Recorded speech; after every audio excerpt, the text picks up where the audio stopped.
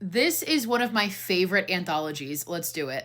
Tales from the Hood is about these three guys, Stack, Ball, and Bulldog. They're drug dealers, and one night they go to Sims' funeral home to get drugs from Mr. Sims, who is the mortician that owns the funeral home. You can immediately tell that Mr. Sims is pretty fucking out there, but he tells the three of them that he found drugs in the alley behind the funeral home. As he starts taking them through the funeral home, he keeps making pit stops at different caskets. He tells the guys the stories about how each person died, so that's how we get our anthology. First casket we get to is that of Clarence Smith, who Mr. Sims says heard the voices of the dead calling to him. So this is the first segment of our anthology, and this one is about police brutality. Clarence Smith is a rookie police officer, and one day he and his partner pull up to this traffic stop. At this stop, they find that it is a black man being stopped by these two white cops. Clarence realizes that the man that they have pulled over is Martin Morehouse, who is a politician and a black rights activist. His whole campaign is about police corruption. The three white cops proceed to just beat the shit out of Martin Morehouse for no reason as Clarence just watches. Clarence finally speaks up and tells them that they need to take Martin to a hospital, which they say that they're going to do. Instead, they take him somewhere and they inject him with drugs and kill him so it looks like he overdosed. Sometime later, we see that Clarence has left the force, he's become an alcoholic, he can't handle the guilt. He starts to hear Morehouse talking to him saying, "Bring them to me." Clarence convinces the three officers to follow him to Martin Morehouse's grave on the anniversary of his death. As the cops decide they're also going to kill Clarence, Morehouse bursts out of his grave, now a zombie, and takes one of the cops under and kills him. The other two cops make a run for it and a chase ensues, but ultimately Morehouse is able to grab one of them through the car and decapitate him. Then he chases the other cop into an alley where he telekinetically throws these hypodermic needles into him, which kills him. Then he turns his sight on Clarence and blames him for not doing anything. The final shot we see is Clarence, now in a mental institution, having been blamed for the murder of the cops.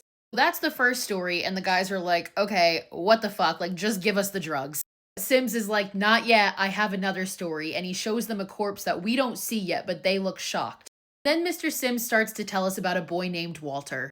Walter is this young boy who's new to school, and he just immediately starts getting bullied. We also see that there's some shit going on at home, and at night something approaches his door and he's crying. His teacher notices that he has bruises on him. But when he asks Walter about the bruises, Walter insists that the monster did it. One day the teacher sees Walter drawing pictures, and he draws a picture of one of his bullies, Tyrone. He explains to the teacher that he does this because a way to overcome his fears is by drawing them and then destroying the drawing. And Walter crumples up this drawing of Tyrone. But right after that, we see Tyrone being wheeled into an ambulance, having broken both his arms and legs falling down the stairs. That night, the teacher decides to visit Walter's home to speak to his mother about the bruises. And it's at that point her boyfriend Carl comes home and kicks the teacher out. The teacher leaves, and at this point it's revealed that Walter's monster is actually Carl, who has been abusing him and his mother. Carl starts to attack them, but the teacher hears the commotion and runs back into the house. A fight ensues between all of them, but ultimately Carl gets the upper hand, until Walter grabs the photo of the monster that he drew. He crumples it up, and as he does, Carl starts to contort and just crumble. Eventually, they take the crumbled up paper and burn it on the stove, which causes Carl to set on fire. Back at the funeral home, we see that everybody was so shocked because they were looking at the charred body of Carl. The guys are freaked out and they close the casket. And that causes this little doll to fall off the shelf nearby. They ask about it, and Mr. Sims explains that he found this in a house in the South. It's not your average doll, but it is a vessel for lost souls. And that's where we get our next part of the anthology. So this one opens up introducing us to Duke Metger, who is just this super racist politician in the South. He's a former member of the KKK, and he's running for governor, so obviously there's a lot of uproar around that. And as if that's not bad enough, he set up his campaign office at this old plantation where a bunch of slaves were hanged. Duke explains what he thinks is a myth to his assistant Rhodey, and essentially the guy who had owned the plantation had a bunch of slaves, and when he heard that they were going to be freed, he went into this rage and just killed them all. And it's said that Miss Cobbs transferred all the souls of the murdered slaves into her dolls. There's this mural that is still in the house, but Duke says he's painting over it once he wins. Duke tells Rhodey that the dolls are supposedly still in the house, but he's searched every inch of it and he hasn't found any. But we then pan to under the floorboards where we see this guy. So Rhodey is working with Duke doing some media training, and as they're doing that, Rhodey falls down the stairs and dies. Later on, Duke is reviewing the footage and realizes that Rhodey fell over that doll. This one, and that's why he fell down the stairs and died. And when Duke looks up at the painting, he realizes that one of the little dolls is gone and is now just like a white silhouette. And sure enough, he finds the little doll, now animated, that fully attacks him. Eventually, Duke shoots the doll. He thinks he's done, he won, and he goes back inside. But when he looks at the painting, he realizes that more dolls are gone and are just white silhouettes. He's attacked by these dolls and eventually looks back to see now all the dolls are gone. And they are all very much alive and coming to attack him. As they attack and kill him, we notice that Miss Cobbs is also gone from the painting, and she shows up in the room holding the original doll just watching. So we get back to the funeral home, and at this point, the guys are fucking over it. They're pissed. They're like, we just want our drugs, like enough of this shit. Then one of them recognizes somebody in another casket. This is where we get our final segment of the anthology where Mr. Sims tells us about Jerome, also known as Crazy K.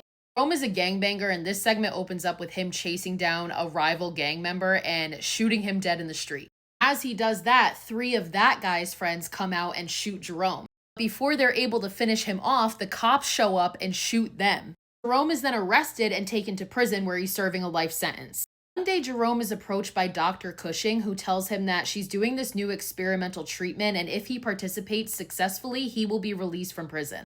Jerome agrees, and he's taken to this strange other prison where he's put in a cage, and the guy next to him is this crazy white supremacist who has these awful tattoos all over him. He brags about all the black people he's killed, which causes Jerome to punch him in the face. But then he looks at Jerome and is like, well, the people that you've killed, what color were they? We're not so different, you and I. Dr. Cushing then begins the experiment.